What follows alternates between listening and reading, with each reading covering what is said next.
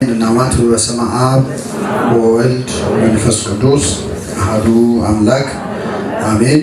በስመ አብ ወወልድ ወመንፈስ ቅዱስ አሐዱ አምላክ አሜን። የልዑል እግዚአብሔር ቤተሰቦች፣ እናታችን የእመቤታችን የቅድስት ድንግል ማርያም ወዳጆች በእግዚአብሔር ሰላምታ እንደምናመሻችሁ አሜን። ምሕረት ቸርነቱን አብዝቶ እስከዚህ ያደረሰን የአባቶቻችን አምላክ ልዑለ ባሕርይ እግዚአብሔር ስሙ የተመሰገነ ይሁን። እግዚአብሔር አምላካችን በቀሪው ሰዓት ከመካከላችን እንዲሆንልን፣ እንዲያስተምረን፣ እንዲመክረን፣ ምስጢሩን ጥበቡን እንዲገልጥልን የእርሱ ቅዱስ ፈቃድ ይሁንልን። እንደ እግዚአብሔር ፈቃድ ባለፈው ሳምንት የጀመርነውን ትምህርት ዛሬ ተከታዩን ክፍል እናያለን። ባለፈው ሳምንት የእጮኝነት ጊዜን ከጋብቻ በፊት እንዴት እናሳልፍ በሚለው ርዕስ የንጽህናና የድንግልናን ሕይወት በተመለከተ ተምረን ነበር። ዛሬ በዛው ርዕስ የእጮኝነት ጊዜ እንዴት እናሳልፍ በሚል ርዕስ ወደ 4 ነጥቦችን ይዘን እንማራለን። እግዚአብሔር አምላካችን በቸርነቱ እንዲያስተምረን ቅዱስ ፈቃድ ይሁንልን። እንግዲህ ዛሬ እንጨርሷለን ማለት ነው የእጮኝነትን ጊዜ ማለት እጮኝነቱን ሳይሆን ስለ እጮኝነት የምንማረውን ትምህርት ማለት ነው። ሰፊ ነው። ብዙ ጥያቄዎች አጋጣሚ ክፍለ ሀገር አገልግሎት ላይ ነው የከረምኩትና የግቢ ተማሪዎች ምናልባት በቪዲዮ ስለሚቀረጽ ይህን ትምህርት የሚሰሙ ማለት ነው ብዙ ጥያቄዎች ሲያነሱ ነበርና እያንዳንዱን ጥያቄ ለመመለስ በዚህ ትምህርት ላይ ሁሉም ጥያቄ ይመለሳል ማለት አንችልም። ግን ቢያንስ እንደው ጉዳዩ መንፈሳዊ መሆኑን ማስታወስ ብቻ ራሱ በቂ ነው አይደለም? እና ቤተክርስቲያን ከዚህ በበለጠ ሰፋ ያለ ትምህርት ደግሞ እንዳላት ወደ መጽሐፍቱ እንድንዞር ለማድረግ ነውና ያንን ከግንዛቤ ያስገብታችሁ የተቻለኝን ያህል ዛሬ የሚነሱ ጥያቄዎችን ለማካተት እሞክራለሁ። እግዚአብሔር አምላካችን በቸርነቱ እንዲያስተምረን ቅዱስ ፈቃድ ይሁንልን። እንግዲህ በእጮኝነት ጊዜ ወይም ከጋብቻ በፊት ባለው ጊዜ መደረግ ካለባቸው ነገሮች ባለፈው ሳምንት ስለ ንጽህና በሰፊው ተመልክተናል። ንጽህናና ድንግልናን መጠበቅ የሚለውን አይተናል። ሳንጨርስ ነው ያቋረጥነው የነበረው። አንድ ነጥብ ብቻ ላንሳና ወደ ዛሬው እንሄዳለን። ብዙ ጊዜ በወጣትነት ወቅት የንጽህናን ሕይወት ለመኖር ወይም ንጽህናን ድንግልናን ለመጠበቅ ይገባል የሚለውን ስንማር እንዴት እንጠብቅ የሚለው ደግሞ አብሮ መታየት ያለበት ነው። እርግጥ ነው የወጣትነት ጊዜ የፈተና ጊዜ ነው። የወጣትነት ጾር ዝሙት ነው። ቤተክርስቲያን ይህን አውቃው ከምዕመናን ፈተናዎች ውስጥ 5ቱ ጾታ ምዕመናን ትላለች። 5ቱ ምን የምዕመናን ወገኖች ካህናት፣ መነኮሳት፣ ገሌ ትልና ወጣቶች ወይም ወራዙት ብላ ጠራቸውን የምዕመናን ወገናት ፈተናቸው ዝሙት ነው ትላለች። የሥራ ምድባቸው አይደለም። ተመልከቱ፣ ምናቸው ፈተናቸው የሚፈተኑበት። ያንን ፈተና ደግሞ ድል የሚነሱበትን ኃይል አብሮ ተሰጥቷቸዋል። በወጣትነት ዝሙት ፈተና ነው፣ ትክክል ነው። ነገር ግን በወጣትነት ብቻ ደግሞ ሊደረግ የሚችል መንፈሳዊ ተጋድሎ አለ። ለምሳሌ በአረጋውያን ዘንድ የዝሙት ፈተና ቢመጣ አረጋውያን ልክ እንደ ወጣቶች መስገድ ይችላሉ? አይችሉም። ለወጣት የተሰጠው ኃይል ለመጾም፣ ለመጸለይ፣ ለመስገድ ከጤናም ከምንም ችግር ከሆነ ዓመት በኋላ መጾም የማንችልበት ሁኔታ ላይ ልንደርስ እንችላለን።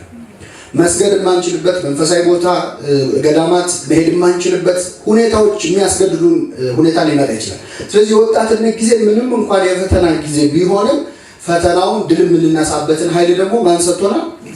እግዚአብሔር ሰጥቶናል። እና ያን ተጠቅሞ ድል ለመንሳት እግዚአብሔር በቸርነቱ ይረዳል። እና በወጣትነት ወደ ዝሙት የሚያመሩንም ነገሮች ጠንቅቀን እናውቃቸዋለን። ስለዚህ አርቆ የማጠር ስራ ከኛ ይጠበቃል ማለት ነው። ስለዚህ በእጮኝነት ያሉ አንድ ወንድና አንዲት ሴት እንደው ሰው በሌለበት እንደው ጭር ያለ ቦታ ተገናኝተው ተፈተንን ቢሉ ያምራል። እያራገቡ መቃጠል ማለት ነው። ራሴ ምንድነው ወደ ፈተናው የሚያመራኝ የሚለውን ነገር ቀድሞ ማየት ለዝሙት ብቻ አይደለም፣ ለማንኛውም ኃጢአት ስሩን ምንጩን በደንብ እናውቀዋለን ጠንቅቀን። የምናነበው መጽሐፍ ነው፣ የምናየው ፊልም ነው፣ የምንውልበት ቦታ ነው፣ ጓደኞቻችን ናቸው። ምንድነው ወደ ኃጢአት የሚመራኝ ብሎ ሁልጊዜ ወደ ኃጢአት የሚመራንን ምንጩን አይቶ ከስሩ መንቀል ገና በሐሳብ እያለ አንድ በጣም ከባድ ቃል አለ በመዝሙረ ዳዊት። እሱን ልንገራችሁና ወደ ዛሬው እንሄዳለን። ሕፃናቶችሽን በሉ እስኪ በአለት ላይ የሚፈጠፍጣቸው የተመሰገነ ነው። ምኖችሽን ከባድ ነው። ሕፃን ልጅን በአለት ላይ መፈጥፈጥ መዝሙረ ዳዊት ላይ ነው። ይሄ የዳዊት መዝሙር ነው። ከፍ ብላችሁ ስታነቡት አንቺ ወራዳ የባቢሎን ልጅ ሆይ ይላል። እንደ ተበቀልሽን የሚበቀልሽ የተመሰገነ ነው። እንግዲህ በባቢሎን ሳሉ ባቢሎናውያን እስራኤላውያን ሕፃናትን ገና የተወለዱ አራስ ሕፃናትን እግራቸውን ይዘው ከአለት ጋር እያጋጩ ይገሏቸው ነበር። ያንን ነው እያስታወሰ ያለው ዳዊት። እንደ ተበቀልሽን የሚበቀልሽ ምን ያለ ነው? የተመሰገነ ነው። ሕፃናቶችሽን በአለት ላይ የሚፈጠፍጣቸው የተመሰገነ ነው። የእኛን እንደፈጠፈጥሽ ለማለት ነው። ይህንን ሊቃውንት በሐዲስ ኪዳን እንዴት ይነበባል? ይህ መጽሐፍ አሁን በሐዲስ ኪዳን የምህረት ዘመን ነው እያለን ይህንን እንዴት ነው ዳዊት ልንደግም የምንችለው? ይህንን ለኃጢአት ተርጉመውታል አባቶቻችን። ኃጢአትን እንደ ሕፃን እንቆጥረዋለን። እንደምን እንቆጥረዋለን? ቅዱስ መጽሐፍ ላይ ያዕቆብ በመልእክቱ ይላል ምኞት ጸንሳ ኃጢአትን ትወልዳለች ይላል። ምን ጸንሳ? ስለዚህ ኃጢአት በሐሳብ ገና ሲሰላሰል ምኞት ነው። እሱ ገና ጽንስ ነው ማለት ነው። ሲወለድ ደግሞ በንግግር ሊሆን ይችላል። ያን ለማድረግ ቅድመ ዝግጅት እያደረገ ሊሆን ይችላል። ኃጢአት ለመስራት እየተዘጋጀ ሊሆን ይችላል። በመጨረሻው ዘመን ስለ ደብረ ዘይት ምንባብ ላይ አስተውላችሁ ከሆነ በዚያ ወራት ለሚያጠቡና ለእርጉዞች ወዮላቸው ይላል። ይህንን ሊቃውንት ሲተረጉሙት ኃጢአትን አርግዘው ለመውለድ ለተዘጋጁና ወልደው ደግሞ ማሳደግ ላይ ላሉ ይላል። ኃጢአት መጀመሪያ ልባችን ውስጥ ይጸነሳል፣ ከዛ ይወለዳል፣ ከዛ ያድጋል፣ ከዛ በኋላ ሙሉ በሙሉ ደግሞ ራሱን ችሎ ይወጣል ማለት ነው። ኃጢአት እንደዚህ ከመሆን ይሰውራል። ስለዚህ ሕፃናቶችሽን በአለት ላይ የሚፈጠፍጣቸው ማለት የሐሳብ ኃጢአቶቻችሁን አለት በተባለ በክርስቶስ ያም አለት ክርስቶስ ነበር አይደል የሚለው። ስለዚህ በክርስቶስ ላይ ስጋውን ደሙን ተቀብሎ ንስሐ ገብቶ የሐሳብ ኃጢአቶቹን የሚገድል ሰው የተመሰገነ ነው ይላልና ድካማችንን ተረድተን ኃጢአታችንን ገና በሐሳብ ሳለ ለመቅጨት እግዚአብሔር በቸርነቱ ይርዳል እና በወጣትነት ዝሙት ፈተና ነው ቢባልም ግን ዝሙት የሥራ ምድብ አይደለም። ወጣቶች ሆነው ቅዱሳን የሆኑ ሰዎች አሉ አሉ። እነ ቅዱስ ጊዮርጊስ እነ ቅድስት አርሴማ እንደ ደመና የከበቡን ብዙ ምስክሮች ካሉልን ከፊታችን ያለውን ሩጫ በትዕግስት እንሩጥ ይላል ቅዱስ ጳውሎስ። ስለዚህ ወጣት ሆኖ ንጹህ መሆን ይቻላል። አዎ ይቻላል። የምንኖርበትን ቦታ የምንውልበትን ቦታ የመጨረሻ ኃጢአት የሞላበት ቢሆን እንኳን ቅዱስ ሆኖ መገኘት ይቻላል እና ያንን ለማድረግ በቸርነቱ እግዚአብሔር ይርዳን። ወደ ምክረ ካህን ወደ ንስሐ አባቶቻችን እየቀረብን ይህን አድርግ ይህን አታድርግ ሲሉን ደግሞ ወደ ንጽሕና እንመጣለን። ዛሬ የምንመለከተው ሁለተኛውን ነጥብ ነው። ሰው ወደ በእጮኝነትን ሕይወት እንዴት ያሳልፍ ሲባል ሁለተኛው የፍቅርን ትርጉም መረዳት ነው። የምን ትርጉም መረዳት? የፍቅርን። እንግዲህ በዓለማችን በጣም ከተነገሩ በጣም ተወዳጅ ከሆኑ ቃላት አንዱ ምንድን ነው? ፍቅር ነው። ቤተክርስቲያንም ትለዋለች፣ ሌላውም ዓለም ይለዋል፣ ይዘፈንበታል፣ ቅኔ ብዙ ተጽፎበታል። በጣም ፊሎዞፋይዝ የተደረገ ነገር ነው። ፍቅር የራሱ ማብራሪያ አለው በዓለም። በመንፈሳዊው ፍቅር እንዴት ነው? ፍቅርን መረዳት በእጮኝነት ጊዜ በተለይ በጓደኝነት ጊዜ ስንቆይ በጣም ክሪቲካል ነው። በኋላ ለጋብቻ ውስጥ ከገባን በኋላ በጣም ያስፈልገናል ፍቅር ምን መሆኑን ማወቅ። ወደ ክርስትናው ስንመጣ ፍቅር ራሱ ፈጣሪያችን ነው። ከዛ ነው የሚጀምረው። እግዚአብሔር ምንድን ነው? ፍቅር ነው። ፍቅር እግዚአብሔር ነው። ፈጣሪያችን ራሱ ፍቅር ነው። እግዚአብሔር ፍቅር ነው ሲባል ምን ማለት ነው? ሶስትነቱንና አንድነቱን የሚያሳይ ቃል ነው። ፍቅር ማለት መተሳሰርን፣ ህብረትን፣ አንድነትን ነው የሚያሳየው። እግዚአብሔር አንድም ሶስትም ነው። አብ፣ ወልድ፣ መንፈስ ቅዱስ በስም በአካል በግብር በኩነት ሶስት ናቸው። በመለኮት በአገዛዝ በስልጣን ስንት ናቸው? ፍቅር ነው እግዚአብሔር ማለት ነው። አያችሁ ሶስቱ አካል ስንት የሆነበት? አንድ የሆነበት። ስለዚህ እግዚአብሔር ፍቅር ነው ሲባል ሶስትነቱ አንድነት ያለበት ነው ለማለት ነው። በዮሐንስ ወንጌል ምዕራፍ 17 ላይ ክርስቶስ የጸለየው ጸሎት አለ። የክርስቶስ ጸሎቶች ከሚባሉት ውስጥ አንዱ እሱ ነው እና በጣም ረጅም ጸሎትን የጸለየው እዛ ላይ ምን ይላል? አባት ሆይ እኔ እናንተ አንድ እንደሆንን አንድ የሆኑ ዘንድ ስጣቸው ይላል። ይህን እንደውም በዜማ በደንብ ሁላችሁም ታውቁታላችሁ። ኦ አባ ቅዱስ ቀቦሙ የሚል መዝሙር ታውቃላችሁ? ለእነማን የሚዘመረው? ምን እንዳገናኙ እግዚአብሔር ያውቅ። ከጳጳሳት ጋር አይገናኝ። ቀጥታ ቃሉ ኦ አባ ቅዱስ ቀቦሙ ከመ ይኩኑ አሐደ ብነ ከማነ እኔ እናንተ አንድ እንደሆንን አንድ የሆኑ ዘንድ ስጣቸው። ማነማ እኔ እናንተ የሚለው ማን ነው? አብና ወልድ። ክርስቶስ በዚህ ጸሎቱ የአብና የወልድን የመንፈስ ቅዱስን አንድነት ለእኛ ለክርስቲያኖችና ለሐዋርያት እየተመኘልን ነው። ስለዚህ እግዚአብሔር ፍቅር ነው። ሶስትነቱን የሚያሳይ ቃል ነው። እኛም እንድንፋቀር ይፈልጋል። ፈጣሪያችን ፍቅር ነው። መፈጠራችንም ፍቅር ነው። ምናችን ፍቅር ነው። መፈጠራችን ራሱ ፍቅር። እግዚአብሔር ስለወደደን የፈጠረን። አሁን እኛ መጣን አልመጣን ለእግዚአብሔር የሚጨምርልን ነገር አለ? ቅዱስ ባስልዮስ ምን ይላል? ጌታዬ ሆይ የአንተ አምላክነት ለእኔ ያስፈልገኛል እንጂ የእኔ ፍጡርነት ለአንተ አያስፈልግም። ምንም አልጨመርንለት፣ ባይሆን የቀነስንበት አለ በጣም ብዙ ነገር። እኛ በመምጣታችን ወደ ኤግዚስታንስ ማምጣቱ ህልዋን እንድንሆን በዚህ ምድር ላይ እንድንመላለስ ማድረጉ ፍቅር ነው። የፈጠረው ፍጥረት ሁሉ ፍቅር ተብሎ ይጠራል። ስነ ፍጥረት ሌላ ቃሉ ስንአ ፍጥረት ነው። ስንአ ፍጥረት ማለት የፍጥረት መስማማት ማለት ነው። ፍጥረቱንም የፈጠረው አስማምቶ እርስ በርስ እንዲዋሃድ አድርጎ ይሄ ኢኮሲስተም የምንለው ማለት ነው። እኛ የምንበላው ሌሎች እኛ የምንስበው አየር ሌሎች የሚተነፍሱትን የሚያወጡትን ነው አይደለም? የሁለተኛ ክፍል ሳይንስ እንደሚያስረዳ ነው አይደለም? እስቲ ተክሎች እንዳይተነፍሱ ብለን አሁን እኛ የሰው ልጆች ተመካክረን አፍና አፍንጫችንን ግጥም አድርገን ብንዘጋውስ ይጎዳሉ? እንጎዳለን። ስንአ ፍጥረት አስተሳስሮ መፍጠሩ በአንዱ መፈጠር ሌላው እንዲደሰት አድርጎ ቅዱሳን መላእክት እኛ ስንፈጠር እዚህ መጽሐፈ ኢዮብ ምዕራፍ 38 ላይ የሰው ልጅ ሲፈጥረው ሲያዩ እልል ይሉ ነበር ይላል። እኛ ስንፈጠር ደስ ይላቸው ነበር። ፍጥረቱ ፍቅር ነው። እርስ በርስም እንድንፋቀር አድርጎ ነው የፈጠረ። በእኛ መፈጠር መላእክት ምን ይላቸው ነበር? ደስ ይላቸው ነበር። አንዱ አዳምን ሲያዩት ፍጠረው ሲሉ መልካምነቱን አይተው በእኛ ትርጓሜ እንደተጻፈው እዛ አዳም እንደሚወድቅ እንደሚበድል ሲያዩ ደግሞ አይ ይሄስ አትፍጠረው፣ መልሶ ደግሞ እመቤታችንን አስነስቶ ከእሷ ተወልዶ ሰው ሆኖ እንደሚያድነን ሲያዩ ደግሞ መልሰው ምን በለው ፍጠረው ሲሉ ይሄ የሚያሳየው ፍጥረቱ መተሳሰብ መላእክትን ከሰው ሔዋን ስትፈጠር ነው አዳም ያላየው እንጂ ሌላው አዳም ሔዋን ስትፈጠር አዳም ተኝቶ ነበር አይደል? ለምን ቁጭ ብሎ ብትፈጠር ኖሮ አንደኛ አብሬ ይፈጠር ያለው ሊል ይችላል።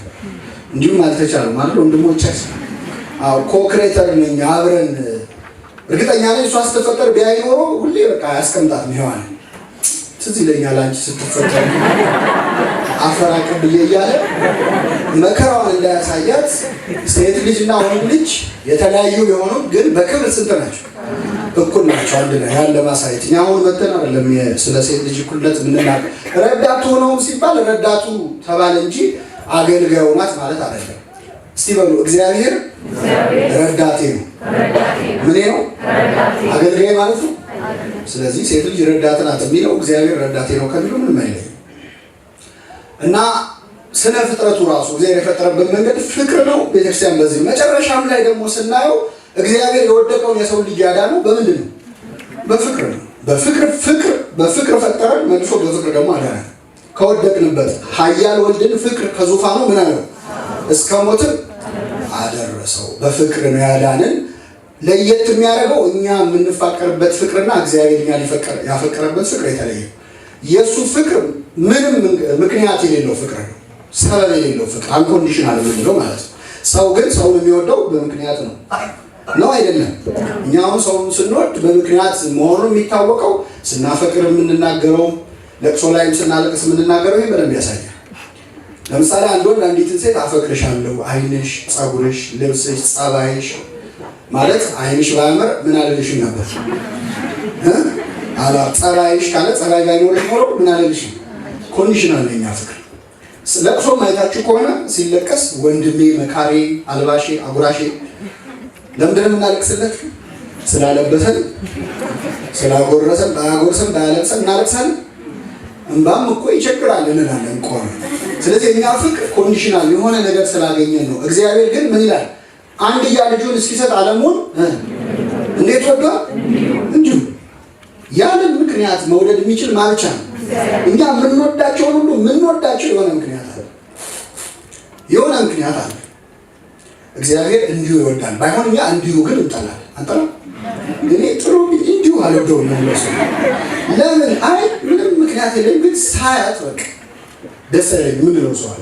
እንዲሁ ይጠላል ሰው፣ እግዚአብሔር ግን እንዲሁ ይወዳል። ስሙ የተመሰገነ ይሁን። ይሄ መንፈሳዊ ትርጓሜው ነው። ሰፊ ነው በእውነት። ፍቅር ብቻውን ብዙ ይተነተናል። አሁን የምንነጋገረው ፍቅር ግን የጾታ ፍቅር ነው አይደለም?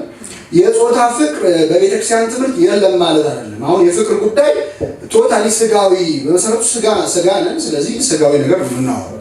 መንፈሳዊንም ብንሆን ስጋዊ ነገር ይመለከተናል አይመለከተንም?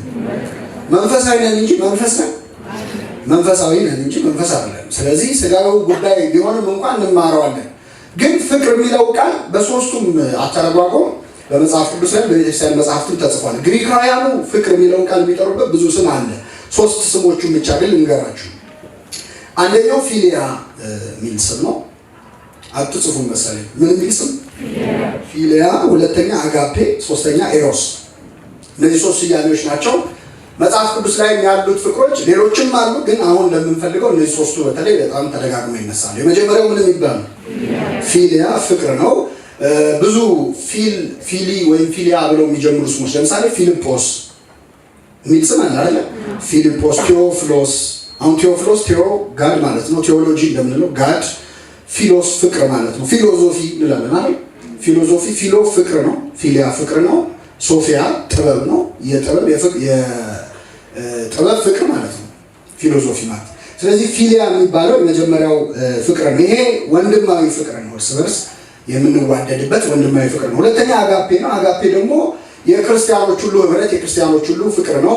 እንደውም ማዕድ ሆነ የመጀመሪያዎቹ ክርስቲያኖች አብረው ነበር የሚበሉት የሚጠጡት፣ ከዛም አልፎ የሚኖሩት ሁሉ ወጫቸውን አንድ ላይ አድርገው አብረው ነበር የሚኖሩት። ያ ምን ተብሎ ይጠራል? አጋፔ። ሶስተኛው ኤሮስ ነው። ኤሮስ አሁን የምንነጋገርበት በወንድና በሴት መካከል ያለ ፍቅር ነው። ራሱን የቻለ ትምህርት አለው። ዘ ቲዮሎጂ ኦፍ ኤሮስ የሚባል መጽሐፍ ሁሉ እያየው ነበር። በቃ ራሱ ፊልድ ኦፍ ስተዲ ሆኖ ስለ ፍቅር ይጠናል በነገረ መለኮት ትምህርት ማለት ነው። ስለዚህ የወንድና የሴትን ፍቅር እግዚአብሔርም ሃይማኖቱን ያውቀዋል። መነሻውም ከእግዚአብሔር ከራሱ ነው። አሁን ይህንን ካነሳን የፍቅርን ትርጉም መረዳት ለሚለው በወንድና በሴት መካከል በጋብቻ ጸንቶ ለመኖር ፍቅር ያስፈልጋል ወይስ አያስፈልግም ወደሚለው እንምጣ። እንግዲህ ሁለት አይነት ጽንፎች አሉ። አንዳንድ ሰው አይ እናት አባቶቻችን የተጋቡት ተፈቃቅረው አይደለም። አብዛኞቹ በአሬንጅድ ሜሬጅ ገና ሳይተዋወቁ የጋብቻቸው ለተዋውቀው አብረው ዘልቀው ተፋቅረው ኖረዋል። ስለዚህ ጋብቻው ነው እንጂ ፍቅሩን የሚያመጣው ፍቅሩ አይደለም ለጋብቻ አስፈላጊ ነገር የሚሉ ሰዎች አሉ። ትስማማላችሁ? አትስማሙ? ለምን? የዚህ ትውልድ ሰዎች ስለሆናችሁ ማለት ነው። ይሄ አንደኛው ወገን ነው። ሁለተኛው ወገን ደግሞ አይ ካልተፋቀሩማ ምን ዋጋ አለው ነው። ቤተክርስቲያን ወይ መጽሐፍ ቅዱስ ሁኔታ ያው ሁለቱንም ይደግፋል። በመጽሐፍ ቅዱስ ሳይፋቀሩ የተጋቡ ሰዎች አሉ። በዛ በጋብቻ ጸንተው የኖሩ ሰዎች አሉ። የሰራበት ዘመን አለ።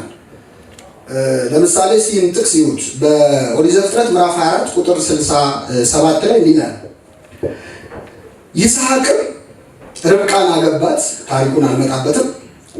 ከመጣች በኋላ ወደ እናቱ ወደ ሳራ ድንኳን አገባት።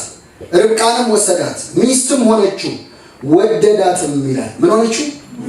ሚስት ሆነችው። ምን አላት? ወዷት አይደለም ሚስት ሆነችው። ሚስት ሆነችው በኋላ ምን አላት? ወደዳት። ከእናቱ ሞት በእሷ ምክንያት ተጽናና ይላል። ተጋብተው ነው የተፋቀሩት ማለት ነው። በኋላ ሊመጣ ቅዱስ ጳውሎስ ደግሞ ባሎች ሆይ ሚስቶቻችሁን ቤተ ክርስቲያን ክርስቶስ እንደወደዳት አድርጋችሁ ውደዷቸው ይላል። ሚስቶቻችሁን ውደዱ ይላል ቅዱስ ጳውሎስ። ሚስቶቻችሁን ውደዱ ያለው ላልተጋቡ ነው ለተጋቡ ነው? ኦልሬዲ ወድጄ አይደል ያገባኋት ምን ውደዳት ትለኛለህ ሊለው አይችልም ማለት ነው። ቲቶም ላይ ደግሞ ሚስቶች ባሎቻችሁን ውደዱ ይላል። ምን ማለት ነው? ፍቅር መጠን ማቋረጫ ያለው ነገር አይደለም። ጋብቻ ውስጥም ከገባም በኋላ ቀስ በቀስ ፍቅሩ ምን እያለ ሊመጣ ይችላል? እየጨመረ እየተፈጠረ ሊመጣ ይችላል። ስለዚህ ያለ ፍቅር ተጋብተው የተሳካላቸው ሰዎች አሉ። አይ እኔ ፍቅር የሚለውን ነገር አልፈልግም፣ እምነት አለኝ፣ የተሰጠኝን ቤተሰቤ የመረጠልኝን ወይ ንስሐ አባት የሰጡኝን አገባለሁ የሚል ሰው እግዚአብሔር ይስጥ እንለዋለን። ይሁን እንዲያጽናልን እንለዋለን። በመጽሐፍ ቅዱስ ሊኖር ይችላል፣ ግን ሙሉ ስዕሉ ይሄ ብቻ አይደለም። ሁለተኛው ፍቅር ደግሞ በጋብቻ ውስጥ ያስፈልጋል። እስቲ እነዚህን ጥቅሶች ተመልከቱ።